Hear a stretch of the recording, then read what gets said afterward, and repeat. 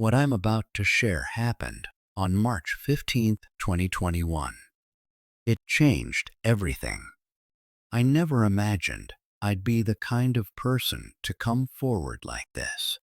For most of my life, I worked quietly behind the scenes, faithfully, dutifully, as a parish coordinator in a small town just outside Phoenix, Arizona.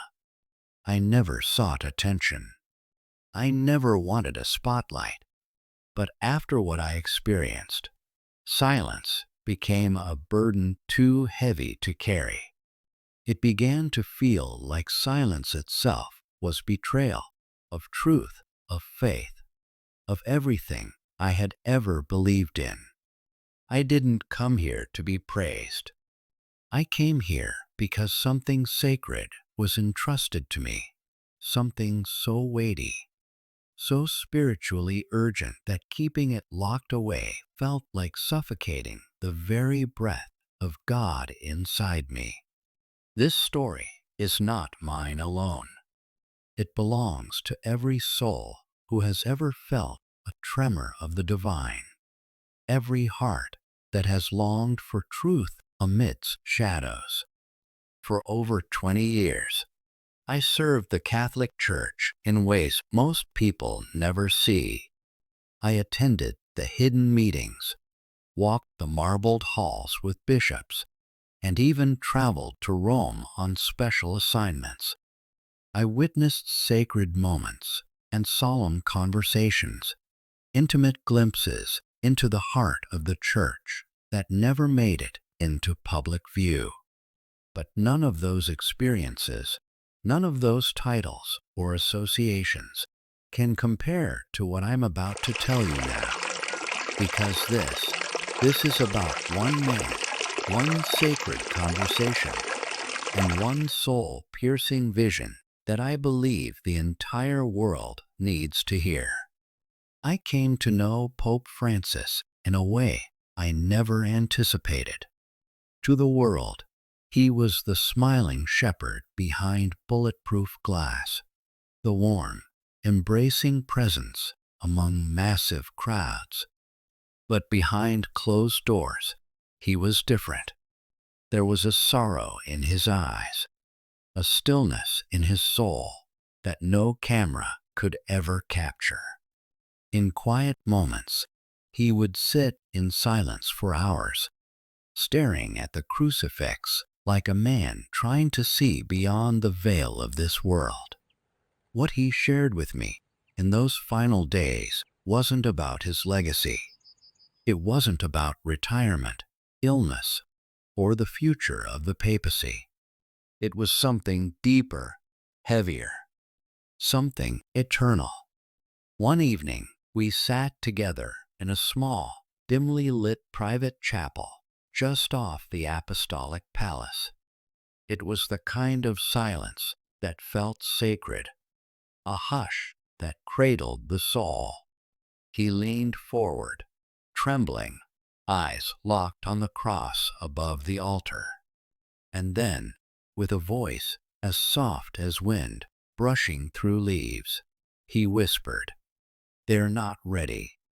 None of us are." At first, I didn't understand. I thought he might be referring to the next transition of leadership. But the way his voice broke, the way his shoulders seemed to carry the weight of unseen worlds, I realized he wasn't speaking about politics or process. He was speaking of something divine, something coming, something approaching like a storm over water, gentle at first, but rumbling with a power that stirred even the heavens.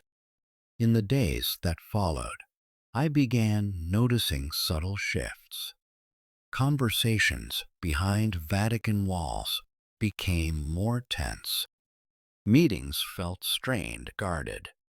It was as though everyone could feel something was shifting, but no one dared to name it. Pope Francis withdrew more and more, often praying for hours alone, long after night had fallen. He moved like a man who carried more than memory, a man bearing the echoes of future calamities, the weight of a warning yet to be spoken. He was haunted not by ghosts of the past, but by visions of what was yet to come.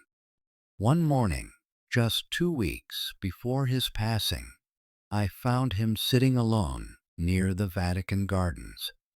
The sun had barely risen. A thick mist cloaked the air, and the scene looked like something out of a dream. His Bible sat open on his lap, its pages worn and tear-stained. I sat a short distance away, not wanting to intrude. But then he looked up at me and nodded, as if he had been waiting for me all along. I will never forget the look in his eyes. It wasn't fear. It wasn't fatigue. It was urgency and heartbreak. He began to speak, not like a pope delivering a sermon, but like a father breaking over the soul of his child. "There is a sound," he said, his voice shaking, "a sound that comes before the shaking. The church is not prepared. The world is not prepared." I dared to ask him what he meant. He turned his gaze to the heavens, as if searching for language to carry what weighed on his spirit. "I have seen a parting," he whispered, "a veil lifting, and when it does, the hearts of many will tremble." He described a vision, not of fire or destruction, but of revealing, a sudden exposing of what lies hidden. He spoke of angels standing at the edges of the earth, waiting not with swords, but with scrolls, messages, decrees, trumpets still silent, but lips poised to blow. His voice trembled as he continued, "The angels, they are nearer than we think. They walk among us.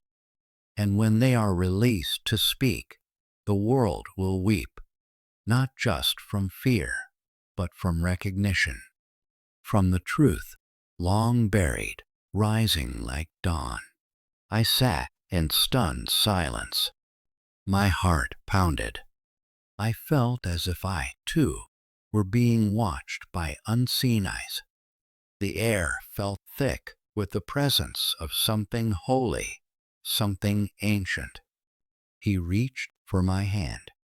His grip was frail, but fierce.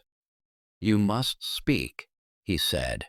"When I am gone, do not let this die with me." They must be prepared. They must be ready to receive what is coming. He spoke of repentance, not as a doctrine, but as a return, a calling home of lost souls. He said the time of comfort would pass, and the time of confrontation would come, not from man, but from heaven, not to punish, but to awaken. "The harvest is near," he whispered, "but the soil is hard. The rain must come. And when it does, the hearts that have not turned will be turned by fire or by grace. Pray they choose grace." Those were the last words he ever spoke to me. In the days following his death, I felt as though I were walking through two worlds, the visible and the veiled. I could feel the nearness of angelic watchers. I could sense a sacred tremor beneath the surface of ordinary life. And now I have done as he asked. I have spoken, not to stir fear, but to awaken hearts, because something is coming, not the end of the world, but the revealing of hearts, a divine reckoning, a holy unveiling. We are not abandoned. The angels are not silent. Heaven is not asleep. And I believe, I know, that God still speaks through whispers and wind, through trembling popes and silent gardens, through visions entrusted to those who never sought to be seen. May we be ready. May we listen. And above all, may we return before the storm breaks open the sky. That is why I am here, and why I can no longer be silent. Elias, he said softly, as if the name itself were a prayer caught in the wind. The church is asleep. There was no condemnation in his voice, only sorrow, ancient and sacred. He wasn't just speaking to me. It felt as though he was speaking across time, across generations, across the silence that had grown heavy between heaven and earth. They think the traditions will protect them, he continued, barely above a whisper. But the fire is gone. Something within me clenched tight and aching. My throat dried. My heart slowed, because I had seen it too, though I had never dared to name it. I had walked among the empty pews, had listened to prayers spoken with hollow cadence. I had seen the rituals performed with precision, but without presence. Candles lit, but no warmth. Scripture read, but no trembling. Communion shared, but no ah. And now, this man, this shepherd, this prophet cloaked in the garb of a priest, was saying a lot what so many of us had buried under layers of tradition and fear. He wasn't angry. He was grieving. We have mistaken comfort for blessing, he said, his eyes searching mine like a father pleading with a wayward son. We've built cathedrals, but we've forgotten the cross. Those words struck me like thunder from heaven, piercing, holy, and unrelenting. I felt it deep in my soul, like a shofar blast reverberating through the silence of a sleeping people. I lowered my gaze, ashamed, not just of the church's condition, but of my own comfort, my own quiet compromise. How many times had I bowed to tradition instead of truth? How many times had I chosen silence over courage? And yet, he did not shame me. His voice was the voice of a man who had seen the bride of Christ slipping into a spiritual coma, breathing, yes, but only just, alive in form, but hollow within. And he could see it all. Then he looked upward, into the darkening sky, as if reading words written in the clouds by the hand of God. And he said something that would mark me for the rest of my life. The time is coming when the church will be tested in a way it hasn't been tested for generations. Comfort will not save us. Tradition will not save us.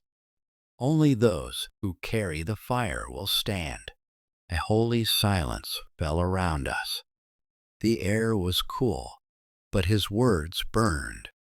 Not like anger, but like prophecy, like sacred fire that purifies and exposes. He wasn't warning me as a theologian reciting doctrine. He was pleading as a man who had seen something behind the veil, something real, something coming, and I believed him. Over the next several days, I watched him closely, reverently. He had always been a man of prayer, but now it was different. There was an urgency in his steps, a tremble in his silence. Every moment he wasn't speaking, he was praying, alone, in the hidden corners of the Vatican most had forgotten. Stone floors, cold walls, dim corridors lit by flickering candles. There, where no applause could reach him, he wept. I saw him one evening, kneeling on bare stone beneath a stained glass window depicting the crucifixion, his forehead pressed to the floor, his hands trembling, palms open. Whispers rose from his lips like incense, words I couldn't hear, but felt in my bones. There was no ceremony to it, no grandeur, just a soul bearing itself to heaven on behalf of a sleeping bride. And still, he carried on. One night, just days before he passed into glory, I found him in the side chapel near the old library. It was nearly 1 in the morning. Most of the Vatican was silent, shrouded in the kind of stillness that feels like time itself has paused. A single candle flickered near the altar, casting golden shadows on the walls. I almost left. Something about that moment felt too sacred for me, but something wholly rooted me to the floor, like angels standing sentinel at the door of my heart, bidding me to stay. So I did. I sat in the back pew and watched as he lay before the altar, forehead against cold marble, body shivering not from the cold, but from something deeper, something spiritual, a burden too heavy for one man to carry, and yet he bore it still. Then he lifted his head, slowly. His eyes, red and swollen with tears, met mine, and though his body looked frail, his voice was steady, stronger than I had ever heard it. "Elias," he said, "you must tell them." I swallowed, afraid to speak. My lips trembled. "Even if they won't listen, even if they mock you, even if they turn their backs and call it madness, tell them, tell them what you have seen. Tell them what I have told you." I nodded, though fear coiled inside me like a serpent. Who was I to carry such a message? How could I speak what the world did not want to hear? But even as my heart trembled, I knew, deep within, I would obey. That night, I made a vow, not before men, but before heaven. I would not remain silent. The morning he passed, a strange hush fell over the halls. The Vatican, usually so full of soft voices and distant echoes, stood in silence. It was as if the walls themselves were grieving. No one said a word, but we all felt it, that something holy had been lifted from the earth. Not just a man, not just a leader, but a voice, a fire, a cry in the wilderness that had gone quiet. I stood outside his chambers, hands shaking, heart undone, not just because he was gone, but because I knew what the world had lost. He had seen the storm before it came. He had tried to wake us, and now he was gone. In the days that followed, the world remembered his gentleness, his compassion, his humility, and yet I wept, not for the man they remembered, but for the message they forgot. They missed his warning. They missed the fire. And then it began. The world began to change, just as he said it would. At first, subtly, then rapidly. Division crept like shadows at dusk, first among the nations, then within the sacred walls of the church. Old sanctuaries crumbled under modern pressures. The once unbreakable unity of the faithful began to splinter. Confusion reigned where clarity had stood. Fear took root where faith once bloomed. Sacred places, churches, homes, hearts were threatened, and I began to understand. His vision had not been poetic. It had been prophetic. It wasn't a metaphor. It was a map of the days to come. I couldn't stay silent anymore. So I wrote. I wrote as a man drowning in memories, trying to gather every word before they disappeared into the silence. I wrote as one desperate to carry the fire, to light a signal on the mountaintop so the scattered could find their way home. Every time I wrote, I heard his voice again. Only those who carry the fire will stand. I see it now more clearly than ever. This is not a call to survival. This is a call to awakening. It's about a remnant rising, not in power, but in purity. A holy people who will burn with faith, even in the darkest hour. A generation not swayed by popularity or comfort or appearance.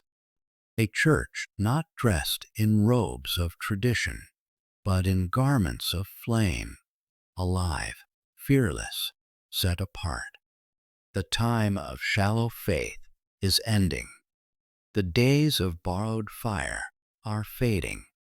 Each must carry their own flame now, lit in secret, sustained in prayer, tested in silence. Because the storm is no longer coming. The storm is here, but so is the Spirit of God. I can feel it in the trembling of the earth. I can sense it in the urgency rising within me. Heaven is calling, not to the crowds, but to the consecrated, not to the famous, but to the faithful, not to the loud, but to the burning ones. So I say to you, as he said to me, wake up, look beyond the comfort, beyond the rituals, beyond the surface. Do you carry the fire?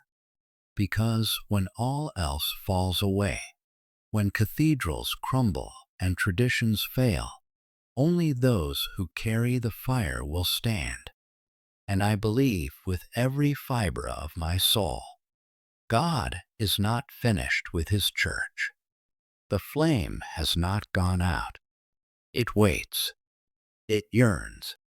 It burns quietly in the hearts of the faithful, in hidden rooms, in secret places, in the prayers of grandmothers, in the songs of children, in the midnight cries of saints unknown to this world, but celebrated in heaven. There is a remnant, and to them I speak now. Do not be afraid. The darkness may rise, but so will the fire. And you, chosen one, hidden one, faithful one, you will carry the flame. Because the fire is not gone. It is being passed. Now, to you. But the hardest part? Watching people I love act like nothing's wrong. Friends, colleagues, even family, still clinging to comfort, still pretending the fire hasn't gone out. It's like standing in a burning house while everyone inside just pours another glass of wine and turns up the music. There are days the weight of this truth nearly breaks me. But then I remember the flickering candle in that chapel and the promise I made. Pope Francis didn't cry because he hated the church. He cried because he loved her so much. He couldn't bear to watch her sleep through the storm. And now, I'm pleading with you, please, don't sleep through it too. If you're hearing this, I don't believe it's by accident. I believe the Spirit of God is trying to reach you. You don't need to be perfect. You just need to be awake. The fire is still here, but we must carry it. We must be the light in the gathering storm.